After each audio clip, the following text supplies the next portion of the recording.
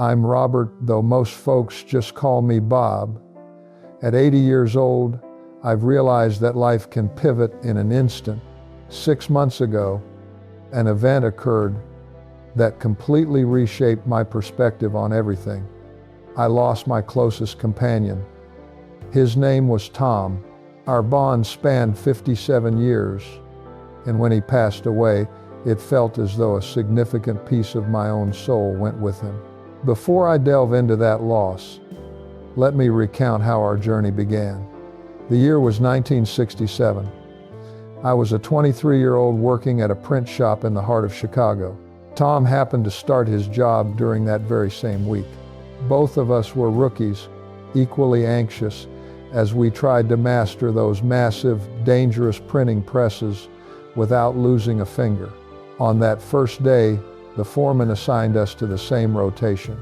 We labored side by side for 8 hours, barely exchanging a single word. Yet, as the shift ended, he invited me to grab a cold beer. I agreed. That one drink evolved into nearly 6 decades of brotherhood. Our history wasn't a grand epic. We were simply two ordinary men who met at work and remained loyal through every season of life. We navigated marriages, survived divorces, and watched our children grow from infants into adults. We weathered all the typical challenges that life throws your way. When Tom wed in 1969, I stood as his best man. When I married in 1971, he returned the favor for me. Our wives, Linda and Carol, became just as inseparable as we were. Every Friday evening was reserved for dinner and card games. There was nothing extravagant about it, just two couples enjoying each other's company. Reflecting on those years, I see how fortunate we truly were. It wasn't because of any spectacular events, but because we possessed something rare, a steady, unwavering friendship. It was the kind of connection where you never had to perform or try to impress anyone, you simply showed up as your true self. Tom and I shared 12 years at that print shop before it eventually closed its doors in 1979.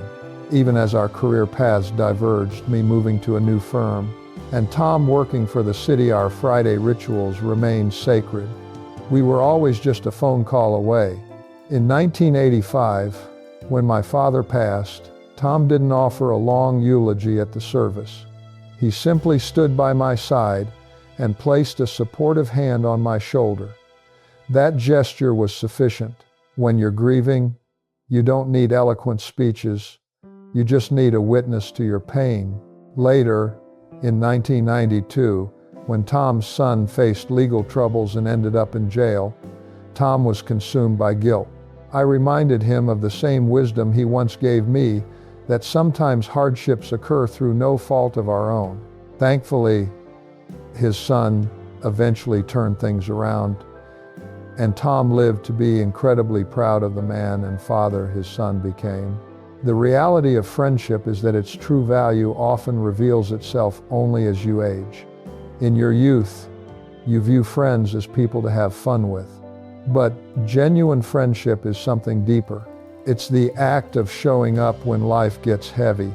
It's the ability to sit together in total silence because words are unnecessary. It's knowing someone so intimately that you can sense their heartache even when they claim they're doing fine. Tom and I shared that rare connection.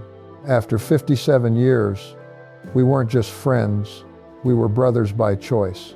In 2008, cancer took Carol from me. I was 64 years old and suddenly faced a world that felt incredibly empty. My children were occupied with their own lives and families, but Tom was the one who truly stood in the gap.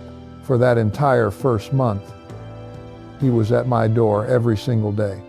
He brought meals, sat in the silence with me, and let me weep. He never offered empty platitudes or told me everything would be okay.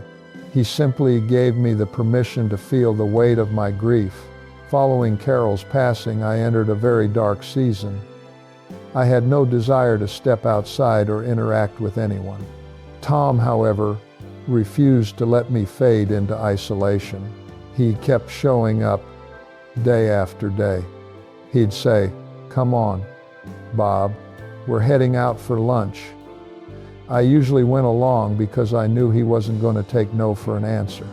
He quite literally pulled me back into the world. Then, in 2013, the roles were reversed. I received a call from Tom at 3 in the morning. Linda had suffered a sudden heart attack. By the time the paramedics reached them, it was too late. I drove to his house immediately and found him sitting at the kitchen table, staring into space with a look of pure shock. I just sat down beside him. We didn't speak for hours. There was no need for words, because he knew I understood that specific brand of pain. I had walked that exact same path just a few years prior.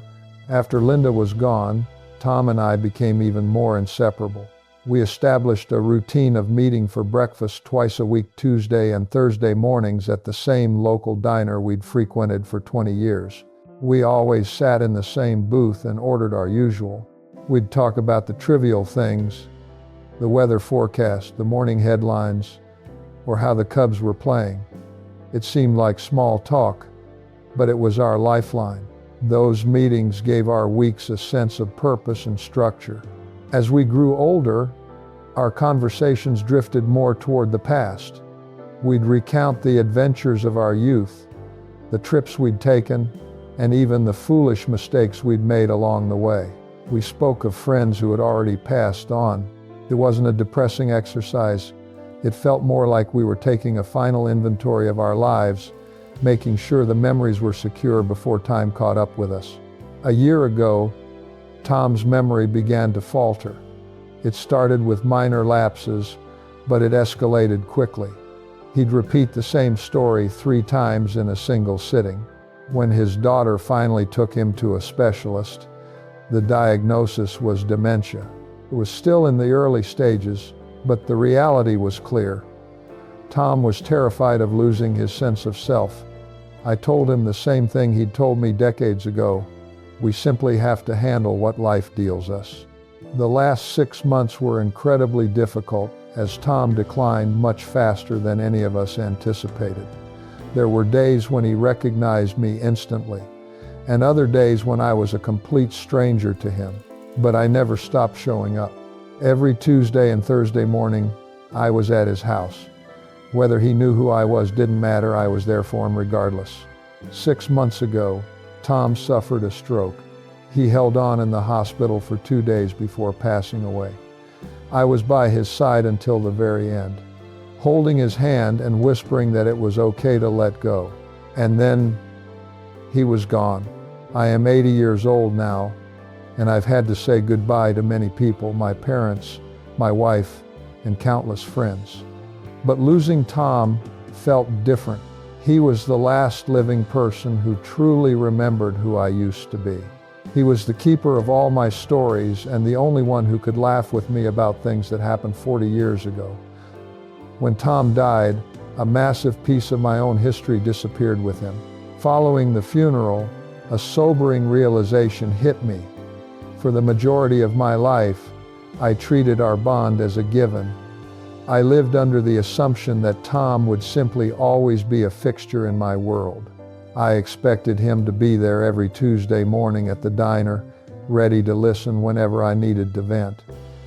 He was a constant, but now that constancy is gone, and I'm faced with the fact that those lost hours are gone forever. Regardless of your age or where you are in life, I need you to hear this. Friendships are essential. True companions, the ones who show up when the world is crashing down and who understand you better than you understand yourself, are incredibly rare treasures. These relationships demand genuine effort. They require your time and your presence, even when it's inconvenient or you're feeling drained. I look at the world today and see everyone caught in a frantic rush. People are so consumed by their professional ladders, family obligations, or personal struggles that they fail to prioritize their friends. They convince themselves they'll make time eventually. They act as if they have an infinite supply of tomorrows, but you don't. Time is a finite resource. People pass away. Eventually, you might look around to find you're alone, realizing that the things you thought were so vital actually meant very little in the end. Tom and I shared 57 years of life together. That's nearly 6 decades of Friday night dinners, Tuesday morning breakfasts, and constant phone calls. And even with all that time, it still feels like it wasn't enough. I find myself wishing for just one more day, wishing I had savored those ordinary moments more deeply while I still had them. If you have a real friend, not just an acquaintance, but someone who has stood by you through the changing seasons, pick up the phone. Schedule a lunch. Show up at their door. Do not procrastinate.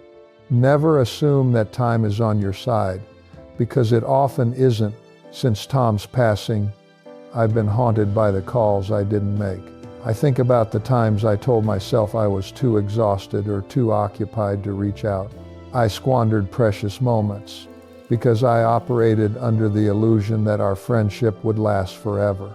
It didn't. Nothing does.